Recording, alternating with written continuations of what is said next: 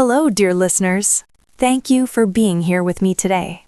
Before I begin, I would truly appreciate it if you subscribed to the channel and left a comment telling me which country or city you are listening from.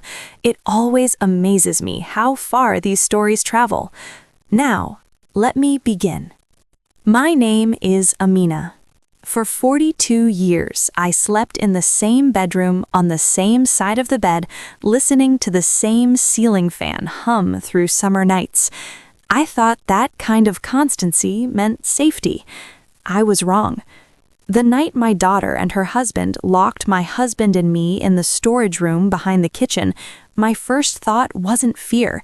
It was disbelief. "You can't live here anymore," my daughter said through the door. Her voice was calm, efficient, like she was canceling a subscription, not erasing a life. I heard the lock slide into place, metal against metal. Final. My husband's hand found mine in the darkness. It was shaking, not from age, but from rage he no longer had the strength to express. "Stay quiet," he whispered. "They don't know what this house remembers." I have lived in this house longer than my daughter has been alive. Every crack in the wall carries a season of my life. The kitchen tile still holds the dent from when I dropped a pot the night my husband lost his job and pretended everything was fine. The staircase knows how many times I climbed it half asleep with a crying child on my shoulder. This house raised my daughter as much as I did, and now she had decided it was hers. It started slowly, always does. First, they helped. They moved in temporarily. They paid one bill, then reminded me of it every day afterward. Then my opinions became outdated. My food became unhealthy. My presence became inconvenient. "You're old, Mama," my daughter would say gently. "Let us handle things."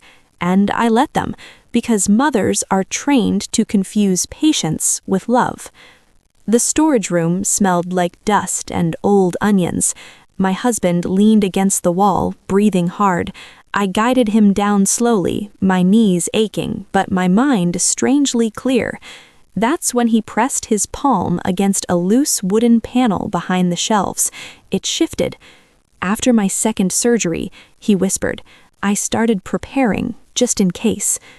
Behind that panel was a metal box, heavy, cold.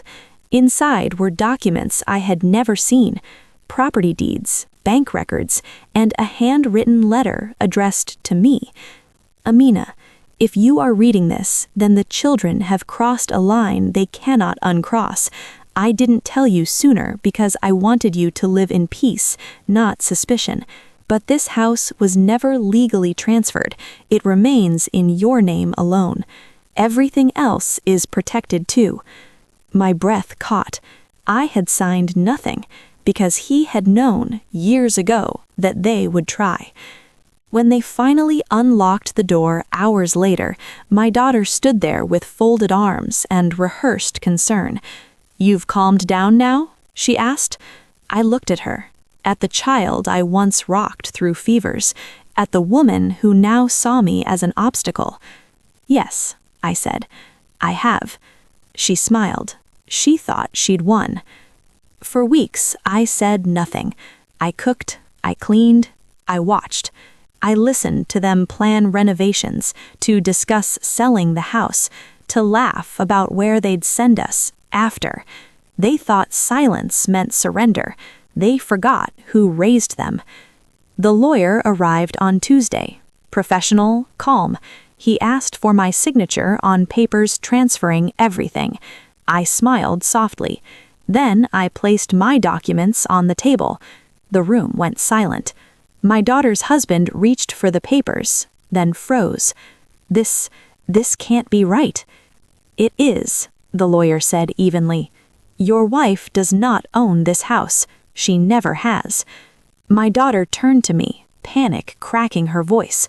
"Mama, why would you do this to us?" I met her eyes. "You did this to yourselves." They cried, they shouted, they begged. They reminded me of sacrifices I made, like debts I owed. but motherhood is not a lifetime contract for abuse. They moved out within 10 days. The house is quiet now. My husband sits by the window every morning. The same fan hums at night, but it sounds different. It sounds free. I am not bitter. I am awake. And that, dear listeners, is far more dangerous than anger. Thank you for listening. If this story touched you, please like, subscribe, and share your thoughts in the comments. Until next time, take care of your dignity. Once it's dawn, everything else follows.